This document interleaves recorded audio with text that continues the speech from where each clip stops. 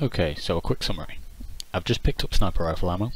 I can see that the A objective is being taken, and I know it's by more than one enemy because of the speed it's being taken at. Can anyone spot the first mistake I make as I step through the portal?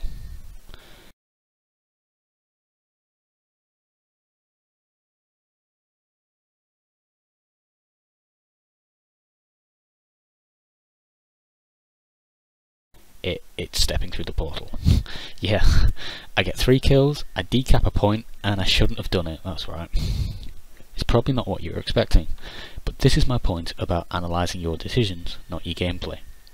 In this situation, I know I'm going to be outnumbered, I know I've got no team backup, I know the position I'm relocating to has little cover, I know it's probably being watched, and I know it's difficult to escape from. So why do I step through the portal? It's simply because I see enemies there. Monkey see, Spartacus do. This is a poor decision to make. It's a poor decision to engage. The only advantage I have is surprise, and the only knowledge I have is that there are multiple enemies. I'm only outnumbered 4 to 1. Okay, so hours are done. I need to start making better decisions right now. Well, I'm already getting shot at, so surprise is gone. My options are limited to fight or flight, and I choose to fight. I kill one with a headshot. I get body shots on 2, and then I switch to my primary weapon.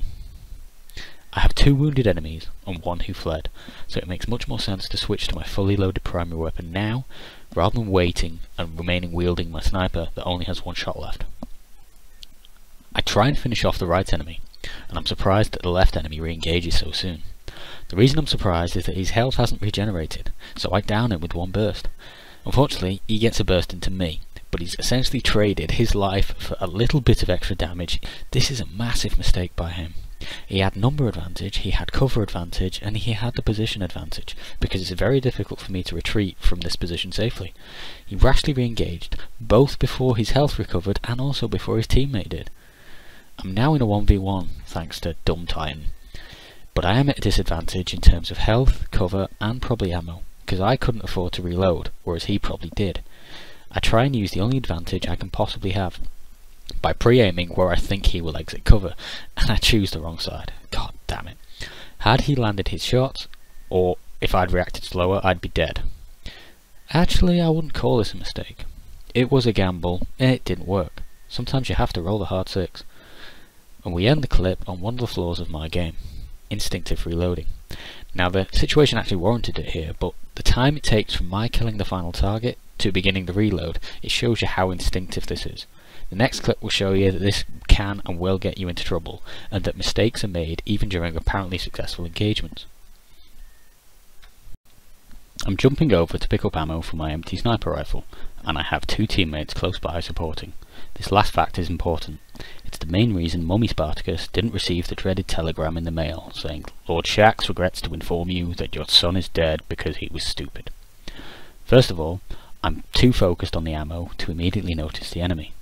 Fortunately, he begins shooting my teammate, sparing me from bullets to the face. On the plus side, I managed to pick up the sniper ammo whilst engaging the enemy. Good job, hotshot. You then did an instinctive reload, and oh look, there's an enemy you can't shoot. Again, one of my meat shield teammates does me a solid and sponges bullets that should have been hitting me. Another instinctive reload later, and a new challenger appears. Once again, he shoots my teammate first, and finishes him off. My health is still not full from the earlier engagements, so I probably would have died twice so far during this engagement without the extra targets and the extra shots my teammates are given. Another instinctive reload, you may be able to see a pattern emerging here, and contestant number 4. I kill him, but only with a great deal of kill assist from my teammate to my left. Another instinctive reload, which actually includes a move behind cover for once, and another one arrives. There's an acre of these guys. So, the sum. 4 kills, 1 assist, 20 odd seconds. Sounds pretty highlight worthy, right? 5 instinctive reloads. 2 of them which actively stop me from engaging an enemy. The only reason I don't die, many times during this 20 seconds, was 2 reasons. The only reason, 2 reasons, bears don't count good. The 2 reasons are that I locate myself with teammates and I position myself well with these teammates, which ensures that only one of us can be targeted or engaged at any one time. The second reason was that the enemy team made more mistakes than I did. Victory through incompetence, I'll take it. 3 of our team, engaged 5 of their team, and the final score was 5-2 in our favour. Spartacus was the bear who lived. The reason, of course, was that their rather suicidal ducks in a row strategy fed them to us one at a time. This is why decision making is so important. This is what usually happens when you get into an engagement where you're outnumbered. The clip I showed you previously, that's the exception, that's not the rule. I handled this engagement poorly in terms of reloads. Not once did I drop below 50% magazine capacity, yet I reloaded after every single contact. But because of this firefight, we helped turn a 1,400 point lead into a 2,015 point lead in 20 seconds. And it's because, mainly, our opposition decided and chose poorly. Here, I'm initially wielding my primary, which will generally take between 3 or 4 bursts to kill. My other option is a sniper. This is a 1-shot kill to the head, or a 2-shot kill to the body. I can see an enemy's position on my radar, but I can't see him. Oh my god, I'm fighting a ghost. Or he's around the corner. He's probably around the corner.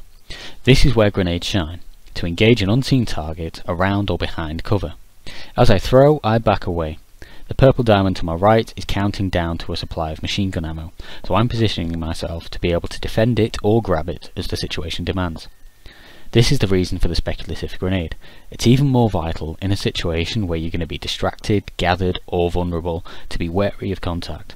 As it is, my grenade has flushed him out. Meanwhile, I've switched weapon to sniper rifle. I probably did this to cover the long sight line towards the B objective anyway, but it's also because if my grenade does do damage to this guy, then he's potentially going to be a 1-shot body shot kill. Pull, or at least that's what I thought when I first watched the clip. It actually appears he's being chased by one of my teammates, who presumably damages him to the point where I can body shot him. So Spartacus's tip for this clip is apparently be lucky. Well, actually in essence, yeah. Gunfights are unpredictable, but the theory I went through still applies and was still sound. If he was at full health, but my grenade had damaged him, it's a kill. If I headshot him with my sniper, it's a kill. If he was full health, my grenade doesn't damage him, and thus my body shot doesn't kill him, I've already switched to my primary to deliver the coup de grace. Kill. This is a clip where my decisions were all good, even though my grenade doesn't work and my weapon switch wasn't needed. This is what you want to see when you look at your gameplay. Decisions being made for a reason that are going to enhance your ability to win a gunfight. One last clip, which is going to show you some blind luck and the final important aspect of engaging. Disengaging. Spartacus, you dumbass. How is disengaging part of engaging? Well, it's because this isn't the Hunger Games. We don't wish for the odds to ever be in our favour, we make them in our favour. Often that's going to mean running away. There are times for heroic last stands. They usually end in death. We don't like death, it makes Spartacus swear at the kill cam. Oh my word, I'm LMG. Get the camera, put me on the YouTubes. That shot was luck, I ain't gonna deny it. I'm hardscoping just after capturing a point on my own. I unscoped to check the radar, and for some reason I moved my gun away. Maybe I was trying to move my gun out of the way on the screen, maybe I assumed the threat was going to come from my right, from that portal. Maybe I'm a dumb. I'm probably a dumb. I fire off a round as I move into cover. The flinch from getting hit moves my crosshair from fire level to head level, and I'm rewarded with a very lucky kill. However, my decisions were good, and even without luck, I'd have body shot hit him. However, I'm hurt, and the only knowledge I have is that there's at least one enemy, and I know I'm in a position that has immediate cover, but is very vulnerable to grenades and being rushed because of a lack of visibility. So my immediate reaction now is to bravely run away. I run and do a rising jump, which is normally a death sentence, because it's a predictable arc, but I'm aiming for the cover that the top of the tunnel provides, and lo and behold, it works. I've now disengaged, which gives me an immediate advantage in that I can now be active rather than reactive. My first action is to wait until my health gets back, unlike that Titan earlier. I also managed to get my second piece of luck, because the opponent is actually unfortunate to be looking at my direction while I'm behind cover. And just as he turns to his right, I pop out of sight and I'm free to engage. Them's the brakes, and as a result, his head gets ventilated.